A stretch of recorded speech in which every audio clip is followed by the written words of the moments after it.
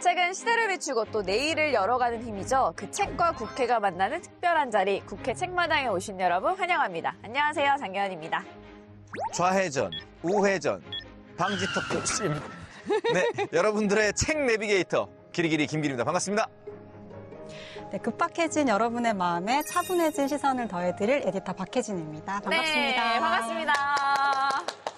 요즘 사람들 만나면 가장 많이 하는 말 중에 하나가 뭐 봐? 뭐 봤어? 이런 거 진짜 많이 묻잖아요. 요즘. 맞아요. 저희가 사실 방금 식사를 하고 왔잖아요. 네. 식사하면서도 오늘 한 주 동안 뭐 봤는지 정말 정신없이 얘기를 나눴던 것 같아요. 뭐 쇼폼, 드라마, OTT 정말 다양한 볼거리들이 있습니다. 안 챙겨보면 대화할 때 그 소외감을 느끼게 되더라고요. 그러니까 내가 보는 거 한두 개는 있어야지 대화에 낄 수 있을 것 같은 느낌도 들고. 그래서 요즘 두 분은 뭐 보시나요? 근데 저는 그때그때 잘 못 따라가는 편이라서 한 발, 두 발 늦어요. 좀 많이 늦어서 저는 요즘 나는 솔로를 뒤늦게 정주행하고 있어요. 너무 진짜로? 뒤늦게 정주행하는 거 아니에요? 근데 우리 박혜진 에디터님이 나는 솔로를 보고 있는 모습이 상상이 정말 안 그러니까요. 가거든요. 너무 안 어울리네요. 너무 재밌습니다. 네. 기리 씨는요? 저는 뭐 국회 책마당밖에 보질 않습니다. 우리 셋 중에 제일 안 보는 것 같은데. 저만 스킵해서 봅니다. 아, 본인 나오는 장면만? 네네. 저는 아무래도 좀 달달한 로맨스 영화나 그런 최근에는 뭐 그 OTT에서 고윤정 씨 나오는 그런 드라마 보곤 했는데 좋아합니다. 그런 거. 김선호 씨를 보다가 저를 보니까 어떤 느낌이 드시나요? 굳이 말해야 되나요? 아니요, 말하지 마세요. 아, 비슷해요. 결이 약간 비슷한 느낌이 있습니다. 네. 실루엣으로. 네, 감사합니다. 네. 요즘 정말 OTT 많이 보시는데요. 이런 변화들이 조사 결과로도 그대로 나타났습니다. 한국언론진흥재단의 2025 언론 수용자 조사를 보면요. 온라인 동영상 플랫폼과 쇼폼, 그리고 OTT 서비스 이용률이 전년 대비해서 눈에 띄게 상승한 것으로 나타났습니다. 반면에 전통 매체인 우리 종이신문과 라디오는 역대 최저치를 기록했다고 해요. 야, 생각해보니까는 정말 이 종이 신문을 본 게 언젠지 잘 기억도 안 날 정도입니다. 이 맞아요. 뉴스 같은 것도 거의 다 휴대폰으로 이렇게 훑어서 보잖아요. 그리고 제일 빠르고. 네. 네, 그래서인지 천천히 읽는 시간 자체가 이제 우리 일상에서 사라져 가고 있는 것 같아요. 근데 막상 한번 읽기 시작하면 생각은 훨씬 오래 남는데 이게 단적으로 비교만 해봐도 알 수 있는 게 쇼폼이라든지 영상을 보고 나면은 뭔가 많이 봤는데 뇌가 이렇게 멈춰 있는 것 같아요. 근데 글을 읽으면 짧게 읽어도 읽고 나면 뇌가 이렇게 움직여서 운동한 것 같은 느낌이 들거든요. 근데 실제로 운동하고 났을 때 힘들어도 개운한 것처럼 뭔가를 읽는 행위도 뇌에 그런 이제 운동 효과를 주는 게 아닌가 싶습니다. 맞아요. 저희도 그래서 업무적으로도 사실 책 볼 일이 많잖아요. 이 책마당 프로를 하다 보니까. 근데 저는 그게 너무 좋은 것 같아요. 활자로 좀 뭔가를 본다라는 게. 맞아요. 네, 읽는 시간이 줄어든 지금 국회 책마당과 함께 떨어진 독서력 채워보시는 거 어떨까 싶습니다. 오늘 책 한 권의 주인공 어떤 책으로 또 어떤 이야기를 들려주실지 궁금한데요. 힌트 화면으로 만나보시죠.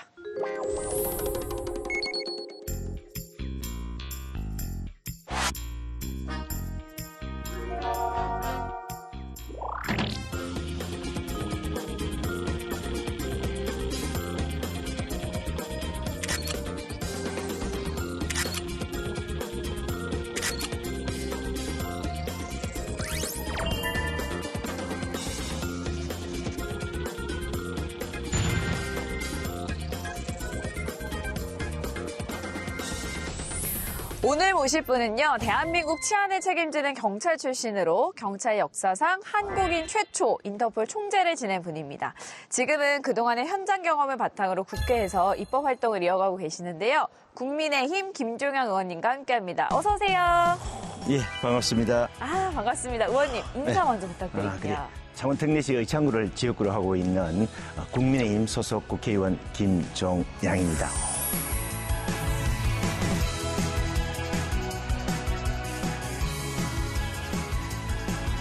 반갑습니다. 의원님, 현장 경험이 특히나 많으신 분이잖아요. 요즘 국회에서 좀 집중하고 있는 과제가 있다면 뭐가 있을까요?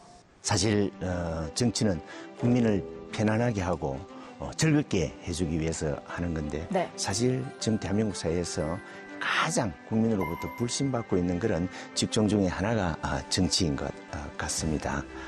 그래서 어떻게 하면 야, 이런 불신받고 있는 우리 정치인들이 국민으로부터 좀 더 가까이 다가가나 하는 그런 고민을 하고 있고요. 특히 또 제가 소속하고 있는 국민의힘이 국민으로부터 많이 지금 멀어지고 있는 것 같아가지고 어떻게 하면 그 마음을 되돌릴 수 있을지 거기에 대한 고민, 제가 또 지역 국회의원으로 선출될 때 우리 지역민들의 했던 공약에 대한 어떤 그런 실현 문제라든지 또 우리 지역의 어떤 대도약을 위해서 내가 뭘 해야 하나 하는 그런 고민 등등 밤잠 제대로 못 자고 있습니다. 요즘 솔직히. 의원님의 지역구가 창원시 의창구잖아요. 지난 6번 총선에서 지역 출신 국회의원이 없었다고 들었는데 이제 고향 출신 국회의원으로서 지역 활동하시는데 더 큰 의미가 있을 것 같아요. 지역 가시면 좀 가장 많이 듣는 말 뭐가 있을까요? 이번에 사실 그 지역 출신이 국회의원이 되어서 우리 지역민들이 즐거워할 뿐만 아니라 거기에 대한 또 기대도 또 엄청 커요. 그래서 지역 출신을 뽑아나니까 역시 다르구나 하는 이런 소리를 들을 수 있도록 열심히 하려고 하고 있는데 사실 아까 조금 전에 이야기했듯이 정치인들에 대한 불신이 워낙 크다 보니까 지역 내려가면 야, 좀 제대로 해. 너 당은 왜 그래? 함께 할 수 없니? 뭐 이런 등등 소리도 많이 듣고요. 그리고 또 사실 요즘 살기가 너무 어렵다. 뭐 현 정부에서는 잘하고 있다고 이렇게 많이 이야기들 하고 있는데 지역 실정은 또 그렇지 않은 것 같아요. 우리도 좀 제대로 좀 잘 살 수 있도록 살 수 있도록 좀 해줘 하는 그런 이야기도 또 들리기도 하고 그리고 또 너가 공약한 지역 공약은 또 어떻게 되니? 이런 이야기도 들리기도 하고 등등 많은 소리 듣고 있습니다. 겸손하십니다. 예. 정말 제가 사실 우리 소개에서 스무스하게 넘어가서 그렇지만 한국인 최초 인터폴 총재님. 맞아요. 야, 제가 이 소식을 듣고 이분을 제가 앞에서 대면하기는 좀 많이 부담스러운 것 같다. 그래서 저는 옆자리에 앉겠다. 원래 뜻이 있었네. 네, 제 자리는 원래 저기였지만은 이분을 앞에서 보는 거 내가 감히 어떻게 해서 옆에 그래서 몰래 쳐다보자. 곁눈질로 보려고. 네. 역시 대한민국 최고의 어떤 코미디언이 겸손하게도 저 옆에 와 있더라고요. 앞에 안 계시고. 그래서 무슨 깊은 뜻이 있나 그랬더만 맞습니다. 역시 무서운 사람 아니에요. 네? 야, 근데 정말 사실 전 세계 190여 개국의 이 경찰을 연결하는 자리가 그 자리 아닙니까? 그 경험이 지금 의정 활동에 어떤 많은 또 영향을 주실 것 같아요. 예, 저는 사실 또 참 운 좋게도 남다른 이런 경력을 갖고 있잖아요. 네. 그게 의정생활을 하는 과정에 있어가지고 저한테는 부담이 되기도 하고 저한테는 또 자부심, 자신감이 되기도 하고 그쵸. 그리고 또 저한테는 또 남다른 또 전문성이 되기도 하고 그렇습니다.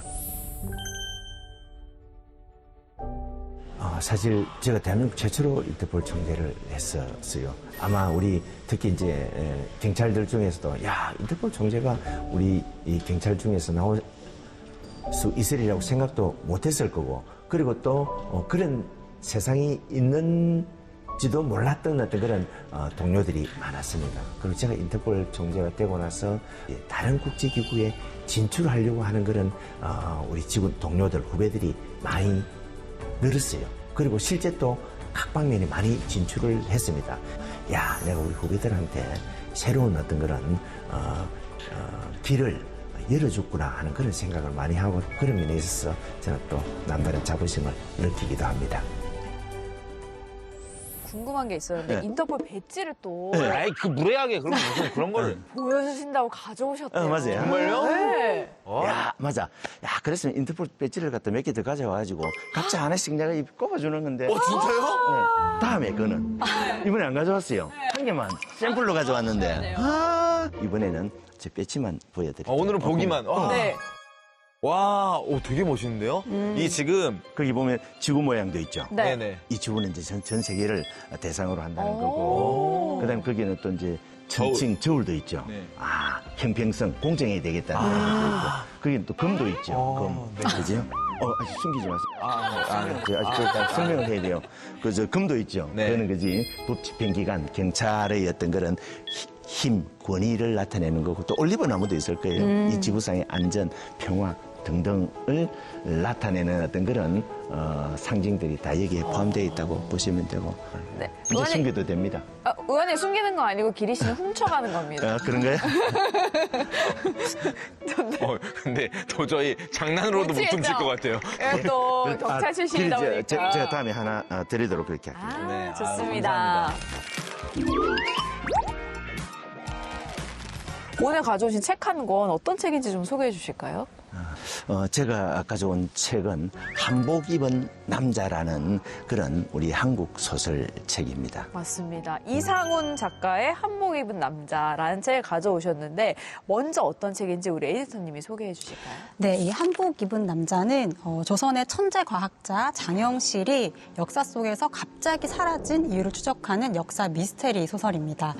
장영실은 많이 알려진 것처럼 기생의 아들이었어요. 그래서 노비였거든요. 근데 그런 신분을 초월해서 종산품 대호근이라는 이제 아주 높은 위치까지 올라갔던 인물입니다. 그러니까 세종의 총애도 무척 많이 받았고 세종과의 우정을 다룬 영화까지 있을 정도잖아요. 그런데 이 장영실이 임금님의 가마를 잘못 설계했다라는 이유로 의금부로 끌려가서 이제 매를 맞고 역사 속에서 징발해버립니다. 굉장히 의아한 일인 거죠. 네. 그래서 여기서 이 소설이 시작되는데 이 소설을 쓴 작가는 그 의문을 가지는 거죠. 도대체 국가를 움직였던 조선 최고의 과학자가 그 작가가 보기에는 고작 임금의 가마를 잘못 설계했다는 이유로 이렇게 역사 속에서 하루아침에 사라진다는 게 말이 되는 일인가. 여기서 굉장히 놀라운 그리고 파격적인 가설이 나옵니다. 그러니까 이 작가가 들여다보니까 이탈리아에 잘 알려진 레오나르도 다빈치가 그렸던 많은 설계도들이 장영실이 그렸었던 설계도와 너무 비슷한 거예요. 그래서 역사 속에서 어느 날 갑자기 사라졌던 장영실이 명나라를 거쳐서 이탈리아로 가서 레오나르도 다빈치를 만났던 것 아닐까. 그래서 그 다빈치의 제자였던 루벤스가 그린 한복 입은 남자라는 것의 실제 인물이 장영실은 아니었을까라는 가설을 이제 소설로 풀어낸 게 바로 이번 작품이라고 할 수 있습니다. 야, 정리를. 진짜. 야, 대박이다. 어떠세요? 명쾌하게 이렇게. 아주 짧은 시간 내에 아주 흥미롭게 설명을 잘 해주신 것 같아요. 의원님의 그 이력만 보면은 뭐 안보나 이런 정치 관련된 서적을 가져오실 줄 알았는데 소설을 가져오셨어요. 이유가 있을까요? 정치와 관련된 서적이나 또 경제 관련 책 등등도 의미가 있겠지만 저는 소설가의 상상력에 대해서 사실 높이 평가하는 그런 편입니다.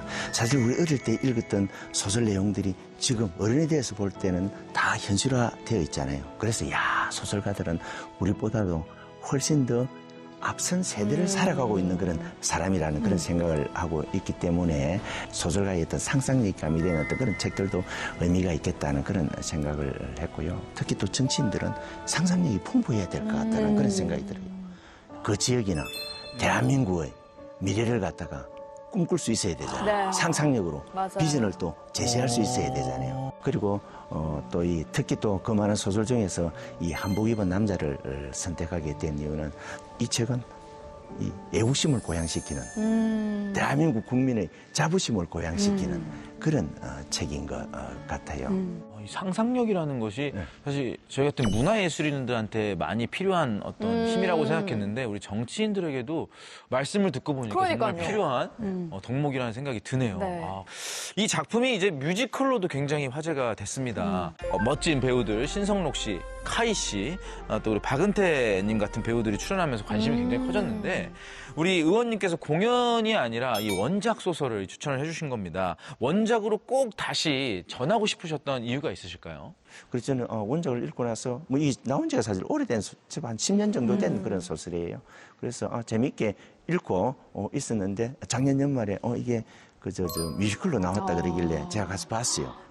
보고 또 3시간 정도 상영 시간이 3시간 정도 됐는데 언제 3시간이 지나갈지 모를 정도로 제가 푹 빠졌던 것 같고 그래서 다시 한 번 더 원작을 한번 읽어보자.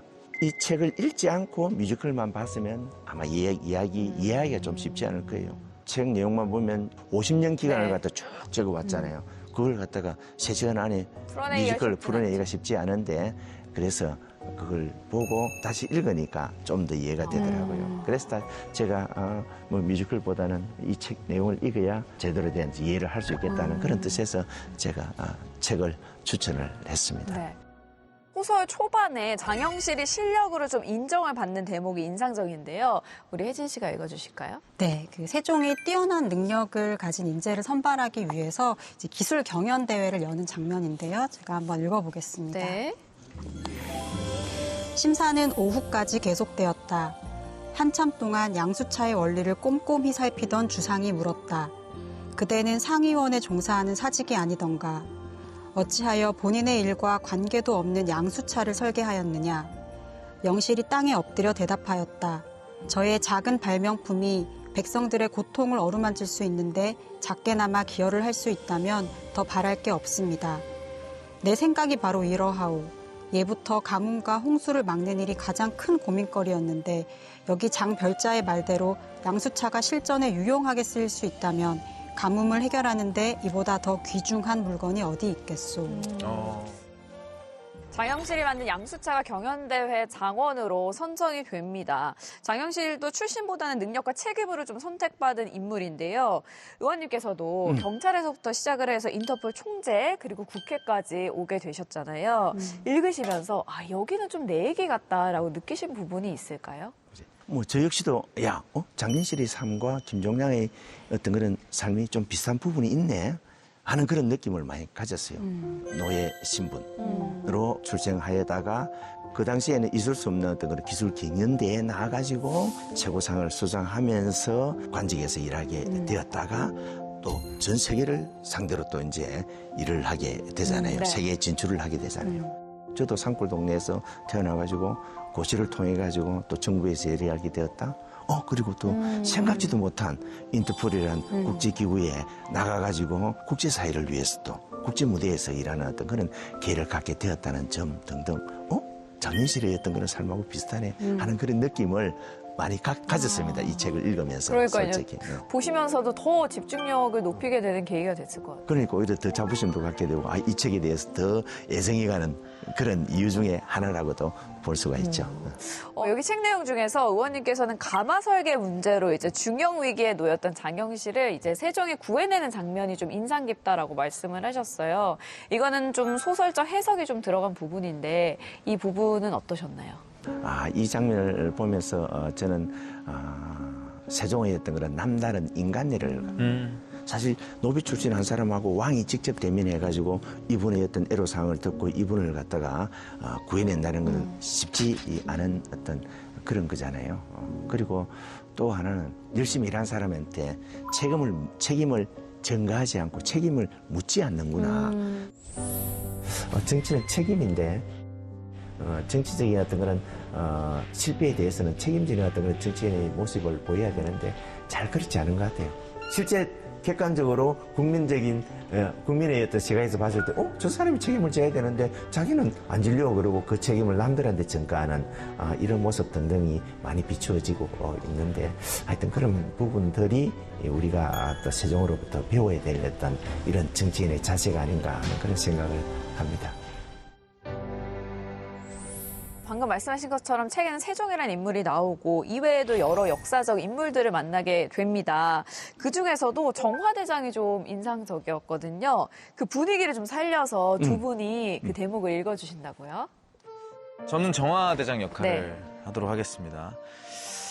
정화의 집에는 세계 각국에서 가져온 진귀한 물건들로 가득했다. 영실은 난생 처음 보는 물건을 보면서 호기심이 한가득 발동했다. 세상이 얼마나 넓던가요? 세상은 너가 아는 것만큼만 보이지. 세상은 네가 아는 것보다 훨씬 넓고 크지. 하늘의 별을 연구하면 할수록 이상한 점이 참 많습니다. 제가 오랫동안 별자리가 바뀌는 것을 봤는데 큰 별들이 어떤 것을 중심으로 원형으로 돌고 있는 것 같습니다. 아까 자네가 말한 둥근 그 땅 모양이 어떻게 생겼는지 알고 싶지 않은가? 그것을 알 수 있단 말입니까? 물론이지. 여기 좀 봐. 이것은 천하재번식 공도라고 하는 세계 지도야. 자네가 살고 있는 조선은 여기쯤이 되겠군. 내용 정말 너무 좋은데. 네. 저희가 또 남녀가 읽으니까 그 느낌이 조금 약간 또 다르기도 했는데 사실은 이 대사에 주목을 하셔야 됩니다. 네. 세상은 네가 아는 것보다 훨씬 넓다. 이 조선이라는 틀 안에서 기술을 고민하던 장영실에게 정화대장은 세상의 크기를 보여주잖아요. 정화대장은 장영실에게 그냥 단순한 어떤 대항해의 영웅이 아니라 그 새로운 세상을 볼 수 있게끔 그 시야를 열어주는 스승인 것 같아요. 아마 이때 장영실은 처음으로 세상이 내가 아는 것보다 훨씬 넓다라는 말을 직접 듣게 되는 것 같은데요. 의원님께 또 궁금한 점이 있다고요, 기리 씨가. 의원님이 아무래도 이제 세계 무대에서 좀 활동을 하셨으니까 세상이 정말 내가 알던 전부가 아니구나 라고 느꼈던 그런 순간들이 있으신가요? 그렇죠. 제가 이제 인터폴 총재직을 수행하려고 그러면 전 세계 각국 각 대륙의 어떤 지도자들하고 만나서 이해할 그럴 기회가 많잖아요. 네. 그런데 한 가지 어떤 사실에 대해서 이렇게 다양한 방법으로 접근을 하려고 하고 다양한 방법의 해석을 하는구나 하는 걸 갖다가 많이 느꼈죠. 잘 아시다시피 이 지구사회는 거의 지금 190개국 이상이 되는 그런 나라들이 있고 각 나라마다 각각의 기준 체화된 기준들이 있잖아요. 네. 그러니 우리가 생각하는 것보다도 내가 생각하고 지금까지 익혀온 것보다도 훨씬 더 다양한 어떤 그런 문화들이 많이 있구나 하는 그런 생각을 많이 느껴요. 우리 책 이야기로 다시 한번 돌아가 보면 소설 후반부의 무대는 피렌체입니다. 장영실과 다빈치가 함께 만나게 되는데요. 책에 이렇게 표현을 합니다. 이 역사적인 만남은 1459년 어느 늦가을에 이루어졌다. 당시 다빈치는 7살이었고 장영실은 50대 후반의 나이겠다.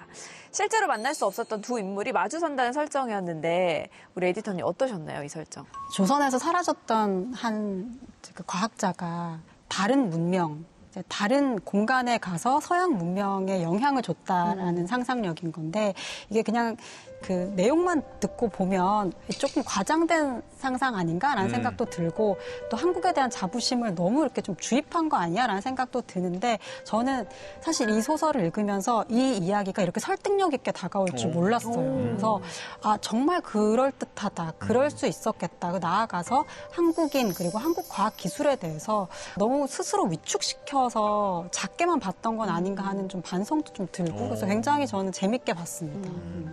시대와 국경을 넘어서 같이 협력을 하는 모습이 정말 지금 우리의 현실과도 좀 닮아 있잖아요. 의원님이 이제 창원이 원전, 방산, 조선, 전자산업의 중심이라고 강조를 해오셨는데 이 책을 읽으시면서 미래산업 측면에서 좀 아이디어를 많이 얻으셨을 것 같아요. 이 책에 대해서 흥미를 갖게 된 이유가 사실 이 책에서 보면 장영실이 개발한 발명품 중에 하나가 신기전이에요. 신기전. 다연발 화살, 불화살을 갖다가 막 쏘아가지고 일본 임진왜란 때 일본을 물리치게 되는 어떤 그런 계기도 되고 그러잖아요. 그리고 또 다빈치도 신기전과 같은 그런 무기를 갖다가 막 그려놓고 한 그런 내용도 있고 그게 또 나오는 게 비차 나오잖아요. 지금으로 보면 이제 비행기겠죠, 그죠? 네. 우주항공 이제 이런 게 될 수도 있는데 장영실과 다빈치가 꿈꾸었던 그런 산업의 메카가 제가 나고 자란 창원이에요. 지금 창원이 방산 그러잖아요. 네. 지금 대한민국의 어떤 그런 경제를 이끌고 있고 수출의 주력 상품이 방산이잖아요. 에어로스페이스에서 K9이라는 무기를 만들어가지고 전 세계에 지금 수출하고 있잖아요. 그리고 또 로템이라는 K2 장갑차를 만들어서 전 세계 수출하고 있고. 그래서 장영실이 꿈꾸던 만든 그런 기술이 현실화되고 있는 곳이 창원이구나. 그리고 또 앞으로 방위산업, 원전의 융합, 새로운 첨단 국가 산단을 만들려고 지금 준비를 지금 하고 있는데, 그런 꿈, 앞으로 이루어야 될 꿈은 이 다빈치의 어떤 그런 디지털 세상, 최첨단화된 어떤 그런, 이 기술을 현실화시키는 어떤 그런 모델가 창원이 될 수 있겠구나 하는 그런 등등의 생각 때문에, 저는 이 또 책에 빠져들게 되죠.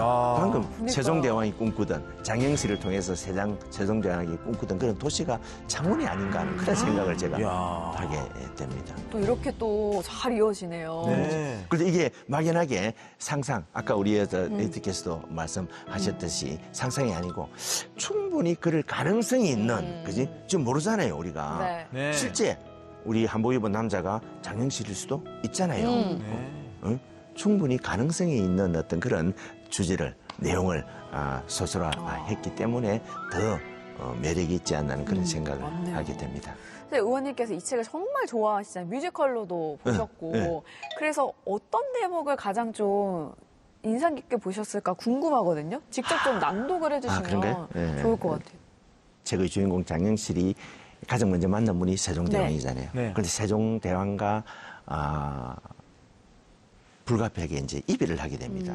물론 그 당시에 이제 여러 어떤 장영실에 대한 모함이라든지 뭐 이런 것 등등 때문이 아니었을까 하는 그런 생각을 하는데 그때 사랑하는 사람을 붙잡지 않고 네. 떠나보내는 그 장면이 저한테는 조금 살갑게 다가왔어요. 그래서 그 장면을 한번 제가 한번 읽어볼게요. 하늘이 알고 땅이 알고 또한 내가 알고 내가 안다. 대오군이 어디에 가든 나는 별이 되어 대오군의 머리 위에 떠 있을 것이야. 마지막까지 지켜주지 못한 문약한 나를 용서해다오. 문약한 조선의 백성들을 용서해다오. 영실은 고개를 꺾으며 흐느꼈다. 나는 이제 그만 너를 놓아주려 한다. 하늘이 내려준 인재이건을 힘없고 약한 이 땅에서 태어난 것이 너무나도 안타깝도다. 부디 이 좁은 조선 땅에서 벗어나 넓은 세상으로 나가라. 가서 대오군의 뜻을 마음껏 펼쳐 부디 이 나라 조선뿐 아니라 전 세계 만민의 백성들을 위해 일하며 후세에 길이 남을 사람이 되거라. 전하.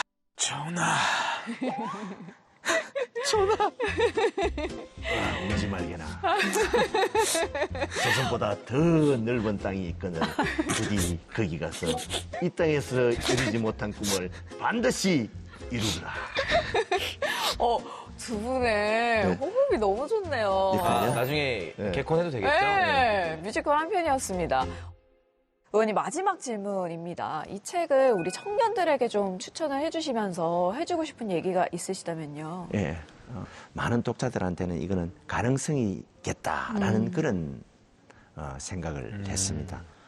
이 책을 보면서 이 노비 출신이 실력으로 인정을 받아가지고 나라를 위해서 일할 수 있게 되었고 세계적인 인물이 되잖아요. 그래서 그런 면에서 우리 젊은이들한테도 요즘 우리 젊은이들이 대부분 그러잖아요.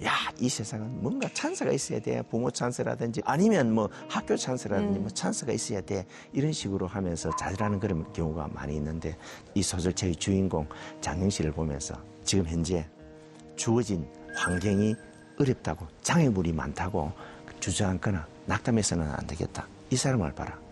이 사람 그 힘든 과정을 거쳐가지고 걸림돌을 하나하나 해결해가면서 역사적인 인물이 되었지 않냐. 그러니까 청년 여러분들 혹시 주변에 쓸 찬스가 없다고 낙담해 하시는 그런 청년들이 있다 그러는 것 때문에 이 책의 주인공 장영실을 생각하면서 매 순간 열심히 최선을 다해 살다 보면 언젠가는 청년들이 꿈꾸는 그런 사람이 되어서 그런 자리에서 하고 싶은 일을 할 수 있을 거라고 저는 생각을 합니다. 저도 얘기 들어보니까 책뿐만 아니라 뮤지컬도 꼭 한번 보고 싶다라는 생각이 드는 시간이었습니다. 오늘 좋은 책 추천해 주셔서 너무 감사드리고 다음 시간에 또 한 번 인더풀 배지와 함께 만나 뵙도록 하겠습니다. 오늘 나와주셔서 의원님 너무 감사드립니다. 예, 초청해 주셔서 감사합니다. 감사합니다.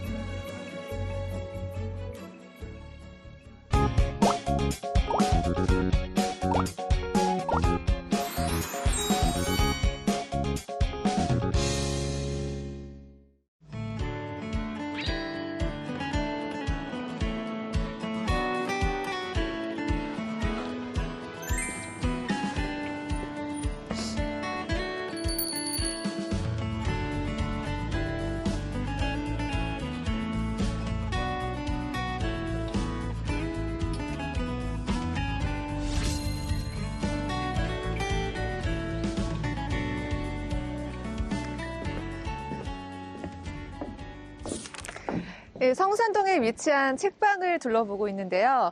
여기가 성산동의 근원지라고 할 수 있는 곳입니다. 성산동이라는 동네 이름 어디서 따왔는지 알고 계시나요? 바로 여기 성산에서 유래된 이름이라고 하는데요. 이곳이 바로 성산근린공원입니다. 마포구에서 유일한 자연산이라고 하는데요. 그래서 그런지 확실히 공기도 다르고 더 쾌적하게 느껴지는 것 같은데요. 산책하기 참 좋은 코스인 것 같죠?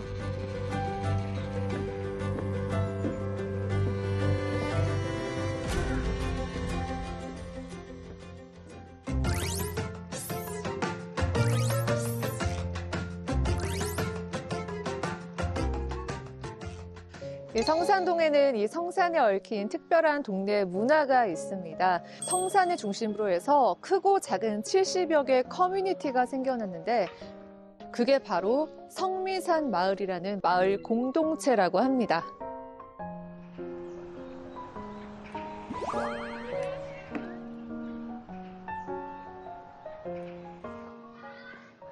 처음에는 공동 육아를 하자는 취지로 시작이 됐는데요.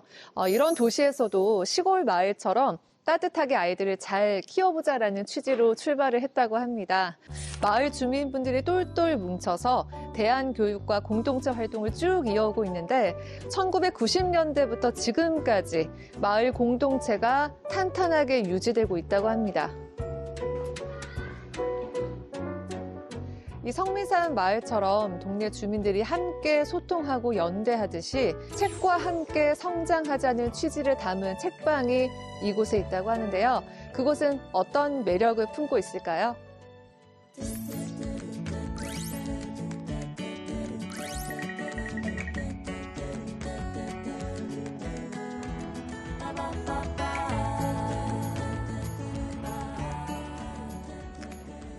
이 건물에 있는 책방인데요. 이름이 아치서재라고 합니다. 왜 아치서재라고 지었을까요? 왠지 내부가 아치 모양으로 되어 있지 않을까 싶은데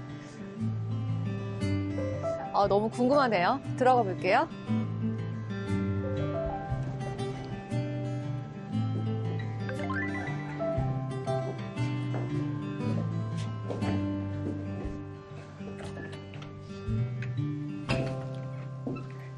안녕하세요. 안녕하세요.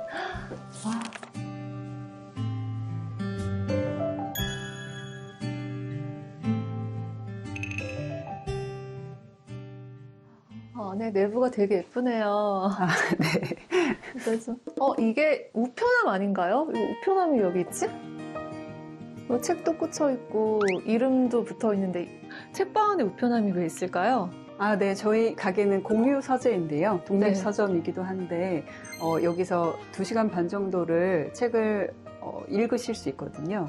그래서 그 책을 다 읽고, 그 필사 종이도 있어서 이렇게 필사도 하셔서 남겨주시기도 하고 그러거든요. 네. 필사도 여기 이제 꽂아놓고. 네네네. 너무 예쁜데요? 네. 네, 이렇게 이름을 써드리고요. 제가 핸드폰을 굉장히 떨어뜨리기가 어렵더라고요. 그래서 이 공간에 오실 때는 핸드폰이 사실 없어야 책에 조금 더 집중할 수 있을 것 같아서 보관하고 싶으신 분들은 핸드폰을 여기다가 입장하실 때 넣으셔도 됩니다. 휴대폰은 네. 하긴 요즘에 휴대폰은 워낙 많이 네. 의지를 하고 많이 보다 보니까 디톡스가 더 필요하긴 하죠. 네, 맞습니다. 저도 휴대폰으로 같이 반납을 해볼까요? 네, 한번. 와. 여기 이렇게 우편함 자체로도 굉장히 독특한 책방이라고 느껴지는데 네. 운영하신 지 얼마나 되셨어요? 네, 운영한 지는 2월 4일 입춘에 오픈을 했습니다. 네네. 제가 오래전부터 작업실 겸 글쓰기 겸 그리고 사람들이 어울리고 지내는 복합 문화 공간 같은 곳을 만들고 싶었거든요. 오시면은 커피랑 차를 드리고 한 2시간, 3시간 정도를 머무르시면서 책을 읽는 아치서재라는 이름을 만들어가지고 시작을 하게 되었습니다. 그래서 저는 내부가 어떤 모양일까 좀 궁금했어요. 책방 이름 지으신 이유가 있으세요? 사실은 제가 만든 책 제목 엄지의 아치거든요. 이렇게 엄지가 휘어진 사람의 어떤 여러 가지 이야기가 담겨 있고요. 그리고 가게를 딱 둘러보니까 저쪽 안쪽이 이렇게 둥글게 휘어져 있는 거예요. 아치라는 이름에 너무 잘 어울리는 공간이다라고 생각을 했고, 그 서재라는 것은 사실 어떤 한 사람의 취향의 모든 것을 이제 모아놓는 공간이라고 생각하는데, 그래서 아치 서재라고 지어봤습니다. 네. 그럼 저도 이제 휴대폰도 반납했겠다. 이제 책을 한번 읽어보도록 할게요. 네, 그쪽으로 가보시죠. 가면 될까요? 네.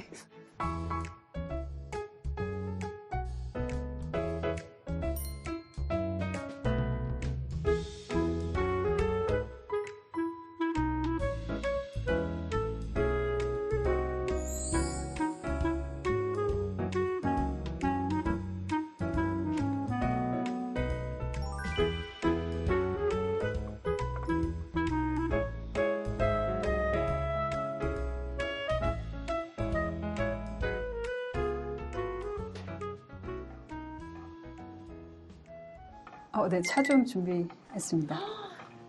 이거 귤 좀 구워봤고요, 난로에다가. 그 제주도에서 옛날에 먹었는데 너무 맛있어가지고. 정성이 너무 가득해서 이거 오늘 진짜 너무 이렇게 케어를 제대로 받는 그런 기분이 드는데. 와, 약간 너무 쌀쌀하실 감사합니다. 수 있어서. 네. 담요까지. 어떡하지? 이래도 되나요?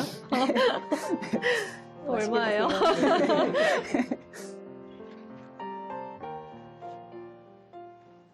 이렇게 책을 여기서 읽으면서 차도 따뜻하게 우려 마시고 담요도 덮으면서 여기는 진짜 좀 일상에 지친 분들에게 좀 쉼이 되어줄 수 있는 그런 공간이 아닐까 싶어요. 여기 오니까 진짜 힐링 제대로 하는 것 같은데요. 이렇게 오픈한 지 얼마 안 돼서 그런지 책이 그렇게 많지는 않은데 그래도 여기 대표님의 열의와 또 애정이 또 듬뿍 느껴지는 것 같아요.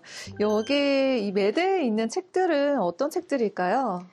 제가 까브리 글방이라는 양다솔 작가님 글방에서 한 3년 정도 꾸준히 글을 써왔거든요.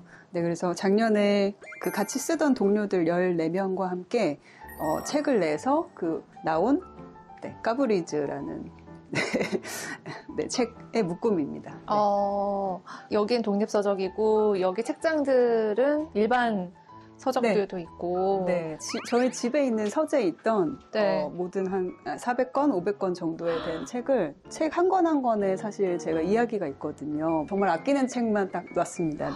여긴 어떤 기준으로 책들을 좀 선별을 하실까요? 제가 여러 정보를 보면서 뉴스 같은 데서 보면서 이제 추천해 주신 책들이나 그 좋아하는 작가님들의 서적을 좀 주로 많이 두었고요.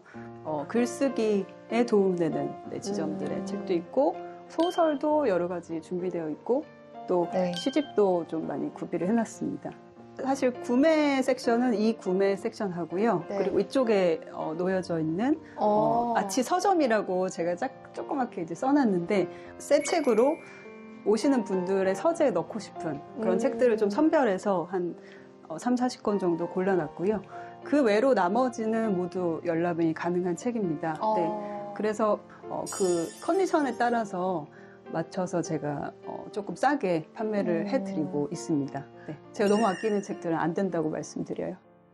정말 아끼는 책은 어떤 게 있을까요? 아끼는 책들이요? 네. 또 예를 들어서 여기 저 양다솔 작가님의 이 책에서 사실 글쓰기를 제가 시작을 했거든요. 이렇게 이제 사인을 이제 해주셔가지고. 작가님이 직접 사인해주신 책은 진짜 또 팔 수가 없죠. 네, 팔 수가 없어서 이런 책들은 제외하고 나머지는 드릴 수 있는 책들은 판매를 하고 있습니다. 그러면 이 서재에 있는 책들 중에서 책방지기님이 가장 좋아하는 책이 어떤 게 있을까요? 무척 아끼는 책은 이 아티스트 웨이라는 책이에요. 12주 동안 약간 나를 알아가는 과정이 담긴 책입니다. 아침에 일어나자마자 3페이지를 그냥 아무 말이나 쓰는 거예요. 3페이지나요? 네. 양이 많은데요? 그러면 40분 정도 걸리거든요. 네. 그러면 오늘 너무 피곤하다부터 시작해서 나는 어제 뭐 했지? 오늘 뭐 할까? 누가 나를 지금 힘들게 하는 사람 있으면 욕도 쓰고 그러면 약간 쓰레기통처럼 이렇게 노트가 되는데 그걸 딱 하고 나면 뭔가 굉장히 개운한 마음이 좀 드는 모닝 페이지라는 그런 게 있는데요. 이거를 제가 2020년에 알게 돼서 그러면서 인생이 좀 바뀌었던 것 같아요. 네, 그때는 아이 둘을 키우는 그냥 엄마였는데 이걸 하면서 나에 대해서 좀 더 잘 알아가고 내가 뭘 원하는지를 좀 깨닫는 과정을 한 4, 5년 정도 이거를 쓰면서 거쳤습니다. 그래서 만나는 사람마다 이거 지금 추천해드리고 있는 책입니다. 아, 그래요? 네. 그래서 이거는 굉장히 오래된 그 책이고 이게 신간이 새로 나와서 제가 입고를 해놨어요. 아, 똑같은 책인데 이거는 다시 재출간이 네, 특별판으로. 된 거예요? 네. 와. 저는 이 책이 좋은데 대표님이 아까 책 쓰신 것도 있다고 들었거든요. 아, 네. 어디 있을까요? 아, 네.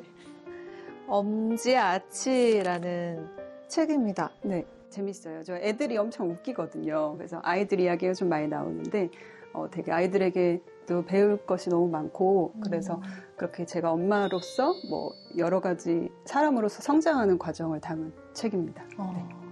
그러면 지금 약간 30, 40대들이 딱 읽기에도 굉장히 공감할 수 있는 내용들이 많겠네요. 네, 그죠? 맞습니다. 네.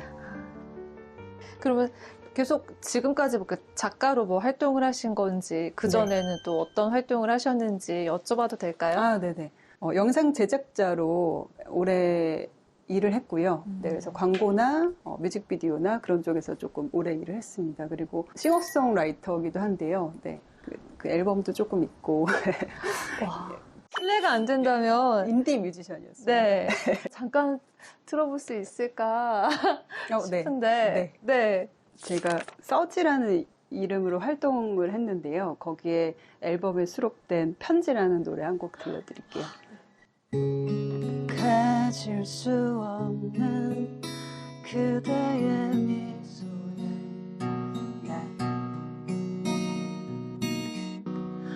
많이 보고 싶단 말도 하지 않을게 그냥 그 자리에 있을게.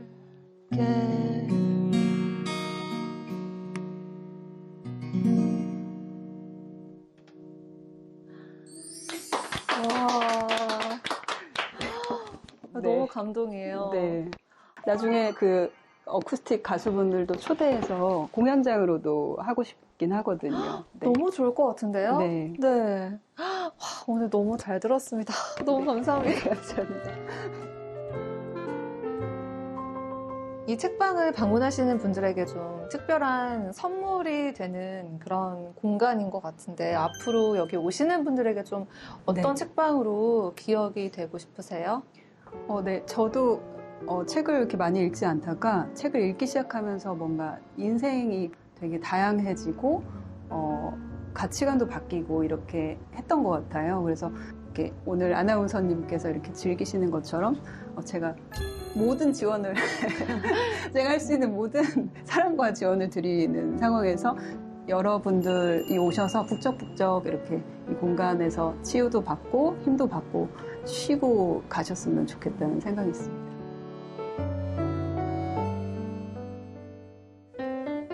작고 용감한 아치 서재를 찾아주셔서 감사합니다. 언제든 지치고 힘드신 날에 편히 쉬러 찾아주세요.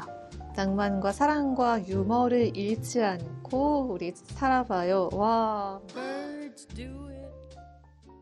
네, 일상에 지친 분들에게 오아시스가 되어줄 수 있는 책방입니다. 아치 서재 둘러봤는데요.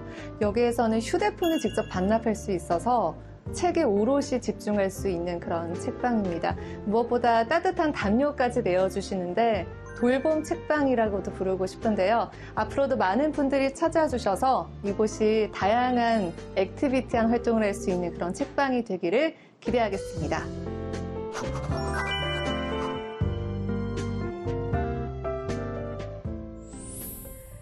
이번 순서는 기리 씨가 준비했습니다. 과거 베스트셀러 차트를 다시 펼쳐보는 책으로 하는 시간여행. 길이길이 기억되고 길이길이 잊히지 않는 그때 그 책 시간입니다. 우후! 네, 감사합니다. 네. 두 분은 해외에 간다고 하면 뭐가 가장 먼저 떠오르시나요?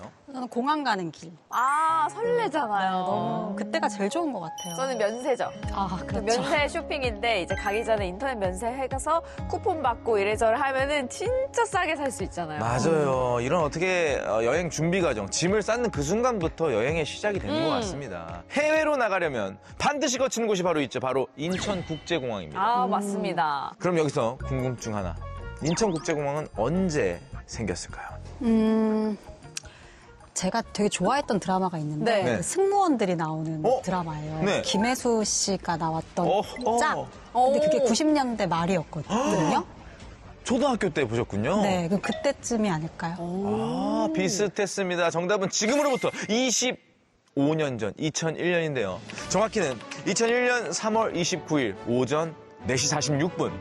방콕발 항공기가 활주로에서 내려앉으면서 인천국제공항 시대가 열렸습니다. 오, 맞습니다. 인천국제공항은 개항과 동시에 동북아 허브공항을 목표로 설계된 대한민국 최대 규모의 국제공항이었잖아요. 네. 대형 환승 시스템까지 있어서 그야말로 새로운 시대의 관문이 열린 셈이라고 볼 수 있습니다. 네, 맞습니다. 그전까지는요, 해외 나갈 때 김포공항 국제선을 이용했잖아요. 아. 그러다 보니까 인천공항 처음 갔을 때 너무 넓어서 이 면세점을 가다가 비행기를 놓치겠다. 공항이 너무 커서 이동 시간이 너무 길다는 반응까지 나왔다고 합니다. 저도 인천국제공항 처음 갔을 때 네. 그 지도 보고 막 찾았던 기억이 있거든요. 하여튼 너무 넓어서 항상 이제 두리번거리느라 고생했죠. 맞습니다. 근데 지금은 말이죠. 이 국제 여객 순위 세계 3위에 오를 만큼 글로벌 공항으로 자리 잡았습니다. 아니, 제가 최근에 설 때 또 인천국제공항을 이용했거든요. 네. 근데 사실 그때 엄청 사람들 많이 몰리잖아요. 근데 너무나 체계화가 잘 돼 있어가지고 척척척척 바로 이제 들어갈 수 있었어요. 네. 오늘 그때 그 책은 새로운 시대의 관문, 대한민국의 새로운 하늘길이 열리던 그때 2001년으로 갑니다. 차트 함께 보시죠. 스펜서 존슨의 누가 내 치즈를 옮겼을까를 시작으로 상도, 국화꽃 향기, 가시고기까지 익숙한 제목의 국내 작가 소설들도 줄줄이 보이는데요. 그리고 외국어, 자기계발서, 경제서적까지 그야말로 서점과 종합선물 세트 같죠. 네, 정말 많은 책들이 있는데 어떤 책부터 살펴볼까요? 네, 10위부터 살펴보겠습니다. 10위, 부자 아빠, 가난한 아빠입니다. 두 분 혹시 이 책 기억나시나요? 저 너무 기억하고 좀 충격적이었어요. 제목이 너무 좀 무섭잖아요. 자극적이죠. 네, 그 가난한 아빠들의 느꼈을 법한 상실감과 박탈감이 되게 컸을 수도 있는데, 근데 이게 그냥 소설이 아니라 경제 도서였다는 게 저는 또 좀 놀라웠었어요. 맞아요. 이 책의 설정은 간단합니다. 저자가 두 아버지의 태도를 대비시키면서 돈을 대하는 관점이 인생을 바꾼다는 이야기를 하는데요.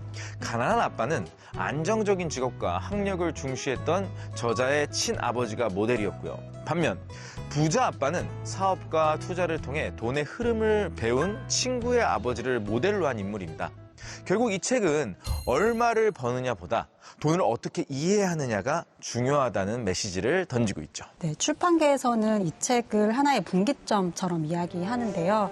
이제 부와 부자라는 키워드를 전면에 내세워서 대중적으로 크게 성공한 사례였기 때문입니다. 이후로 로버트 기요사키는 투자라든지 은퇴라든지 그리고 자녀 교육법 같은 주제로 부자 아빠 시리즈를 이어갔고요. 이제 하나의 경제 자기개발 브랜드처럼 확장됐습니다. 그래서 이 책 이후로 부자라는 키워드가 이제 하나의 트렌드처럼 자리 잡게 된 거죠. 그러니까요. 과거에는 그 책 제목에서 부자라는 키워드를 좀 보기 힘들었는데 맞습니다. 이때부터 점점 많아진 것 같아요. 네, 여기에 재미있는 비하인드가 있습니다. 한국 출간 당시 제목이 바뀔 뻔했다고요? 근데 이 제목을 따라올 제목이 없는데 네, 바로 부자 아빠, 가난한 아빠라는 표현이 너무 직설적이라고 부담스럽다고 여기는 의견이 있었기 때문인데요. 네. 우리의 이 정서상 돈 이야기를 노골적으로 해도 되냐는 우려가 있었다고 합니다. 그러니까 우리 정서상 좀 걱정하는 분들이 있었을 것 같긴 한데 사실 에디터님 번역서 제목은 원제 그대로 가나요? 아니면 바뀌는 경우도 많을까요? 그러니까 원 저작자가 제목을 절대 바꾸지 마 이렇게 얘기를 하면 또 그걸 따라야 되는 경우도 있긴 하지만 좀 자유로운 편이라고 볼 수 있을 것 같아요. 근데 이 제목이 그 이제 편집자, 에디터의 입장에서 볼 때는 굉장히 매력적인 제목이에요. 왜냐하면 이제 아빠를 비교한 거잖아요. 네. 근데 이 책은 이제 좋은 학벌을 가지고 있지만 경제관념이 떨어지는 친아빠와 경제적인 관념이 되게 높은데 학벌은 좀 낮은 친구 아빠를 비교하는 거란 말이죠. 그래서 이런 스토리텔링을 가지고 있기 때문에 제목이 직설적이고 와닿으면서 또 사람들이 받아들일 수 있는 하나의 이야기를 담고 있어서 굉장히 좋은 제목이고 그래서 원제를 그대로 살리기에 충분한 제목이었던 맞아요. 것 같아요. 이 책 제목이 좀 자극적이었던 것처럼 이 책에 나와 있는 내용도 좀 인기가 있었거든요. 자주 들었던 말인데 부자들은 돈이 자신을 위해 일하게 만든다 라는 말이 요새 좀 많이 회자가 되는 것 같아요. 네, 그리고 이런 말도 있습니다. 부자가 되고 싶다면 자산을 사라. 가난한 사람이나 중산층에 머물고 싶다면 부채를 사라. 정말 뼈 맞는 얘기죠. 맞습니다. 돈을 바라보는 시선을 좀 바꾸게 만든 첫 책이 아니었나 싶습니다. 그럼 다음 순위 한번 가볼까요? 돈 이야기로 정신이 번쩍 들었다면 이번에 방향을 바꿔볼게요. 5위 이승원의 힐링 소사이어티입니다. 근데 진짜 완전 반전 되는 제목인 것 같은데 아무래도 좀 마음을 달래주는 책인 것 같은데요? 네, 힐링을 단순한 위로로만 보지 않고요. 개인의 의식 변화가 결국 사회를 바꿀 수 있다는 관점에서 이야기를 풀어갑니다. 이 명상과 수련을 통해 내면을 회복하고자 하는 메시지를 담고 있고요. 저자는 환경 문제, 종교 갈등, 경제 불안 같은 사회적 문제도 사람의 내면에서 출발해야 한다는 거죠. 당시에 한국인 최초 아마존 베스트셀러 1위였습니다. 맞습니다. 사실 영문판이 먼저 나왔어요. 미국에서 출간이 됐고 이후에 한국어판이 나왔는데요. 그래서 국내 독자들에게는 이렇게 역수입된 것처럼 보이기도 했습니다. 서점가에서도 힐링, 의식 같은 키워드가 하나의 흐름을 만들던 시기이기도 했죠. 당시 치유와 의식이 하나의 흐름이었던 시기였고 그 분위기 속에서 주목받았던 책이기도 합니다. 이게 또 반전이 되는 두 가지 책이다 보니까 기억에 오래 남을 것 같습니다. 다음 순위 한번 보겠습니다. 네, 이번엔 2001년 3월 베스트셀러 2위로 갑니다. 최인호 작가의 소설 상도입니다. 이 제목 다들 기억하시죠? 드라마로 봤었어요. 맞아요. 드라마로 기억하는 분들이 더 많은 것 같아요. 네, 맞습니다. 최인호 작가의 소설 상도는 조선 후기 실존 인물로 알려진 거상, 임상옥을 중심으로 장사의 기술보다 장사의 원칙 한마디로 상인의 도리를 이야기한 장편 소설입니다. 얼마나 좀 인기가 있었을까요? 이제 출간 부스 보면은 그 인기가 얼마나 대단했는지 알 수 있는데 네. 출간 7개월 만에 100만 부 돌파, 누적 400만 부 이상 판매된 책입니다. 국내 소설로는 정말 이례적인 수치인데요. 소설인데 경제서처럼 읽힌다 이런 이야기를 하는 분들이 많았고 그리고 소설 독자는 대부분 여성인데 불구하고 이 책은 30대, 40대 직장인 남성 독자가 먼저 읽기 시작했다고 해요. 그래서 입소문이 넓게 퍼졌다고 합니다. 맞아요. 그때 당시에 사실 드라마를 보면서도 돈의 어떤 흐름, 경제 흐름에 대해서 조금이나마 공부해 볼 수 있는 그 시간이 됐었던 것 네. 같아요. 최고 시청률 33%를 기록할 만큼 화제가 됐었죠. 당초 40부작이었는데 시청률이 오르면서 10회를 연장하기도 했습니다. 이야, 인기가 짐작이 되시죠? 네. 네. 결국 돈보다 신의라는 메시지가 소설을 넘어 드라마까지 관통했던 셈이죠. 이런 드라마면 명대사도 많고 소설 속에 좀 유명한 문구도 있잖아요. 극중인물 우리 임상옥이 남긴 말인데요. 재상평여수, 인중직사형. 이 뜻은요. 재물은 평등하기가 물과 같고 사람은 바르기가 절과 같다. 결국 돈보다 사람을 먼저 두라는 그런 이야기였던 거죠. 돈보다 사람을 먼저 두라. 네, 기억하세요? 꼭 기억하겠습니다. 네. 돈보다 이제 혜진 씨와 기리 씨를 먼저 생각하도록 하겠습니다. 네. 그때 그때 오늘도 재밌는 시간이었는데요. 변화의 한가운데서 기대와 또 고민이 섞여 있는 책들을 두루 살펴보는 시간이었습니다.